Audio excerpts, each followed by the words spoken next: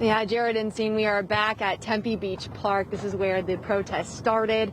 The protesters went from City Hall and ended up back here, just going home in the last 20 minutes or so. And we should note the point of this protest was to defund the police. And tonight, the Tempe City Council voted to hold a public hearing to discuss changes to the budget at a later date. So an interesting update from them tonight.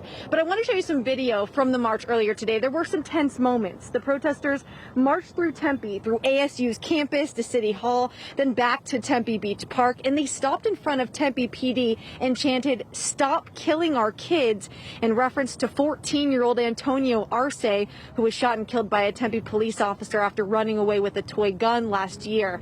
Now, these activists want the city of Tempe to take back the $22.5 million that was given to the police department through the CARES Act during COVID relief and reallocate it to the city's social safety net. They say investing in the city can better help and solve access to education, housing, and transit. Now, I got to catch up with two protesters along the march today to ask why they want to see Tempe PD defunded.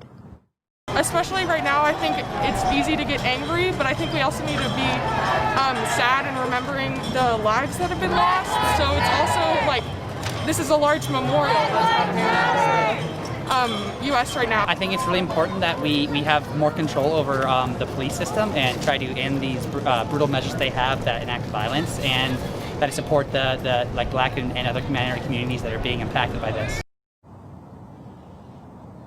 And again, we're now back at Tempe Beach Park tonight, where most of the protesters have gone home. There were some times when it got heated, some protesters yelling in the faces of Tempe PD officers at City Hall. But we should mention one of the chants that they focused on here tonight said that their strategy today was to defund the police department, but they say their ultimate goal is to abolish the police.